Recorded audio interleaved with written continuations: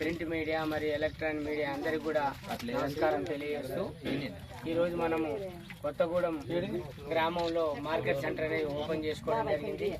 ఈ సెంటర్ యొక్క ముఖ్య ఉద్దేశం ఏంటంటే రైతులు ఎవరైతే ఉన్నారో సీరియల్ ప్రకారము ఏదైతే మీరు తెచ్చుకున్నటువంటి ధాన్యాన్ని సీరియల్ ప్రకారము రిజిస్టర్లో పేరు నమోదు చేయించుకోవాలి.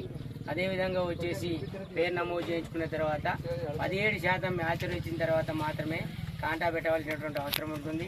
అదేవిధంగా ఏ గ్రేడు ధాన్యం ఏదైతే ఉందో 23.89 ఏ గ్రేడ్ ధాన్యానికి 23.69 రూపాయలకు బి గ్రేడు రేట్ అనేది ఇవ్వడం జరుగుతూ ఉన్నది.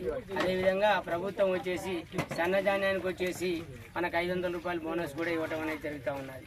ఎవరైతే ఈ కొత్తగూడెం గ్రామంలో ఉన్న రైతులు ఎవరైతే ఉన్నారో మీరు ఆల్రెడీ ఇప్పుడు సెంటర్లో ప్యాడీ ఓట్లు అనేది పోసుకోవడం జరిగింది. మరి సీరియల్ లిస్టర్ ప్రకారం ఆర్డర్లో పోసుకొని ఎవరైతే ఇక్కడ ఇచ్చినటువంటి రైతులకు 17% మ్యాచర్ వచ్చిన తర్వాత మీరు కాంటా పెట్టండి.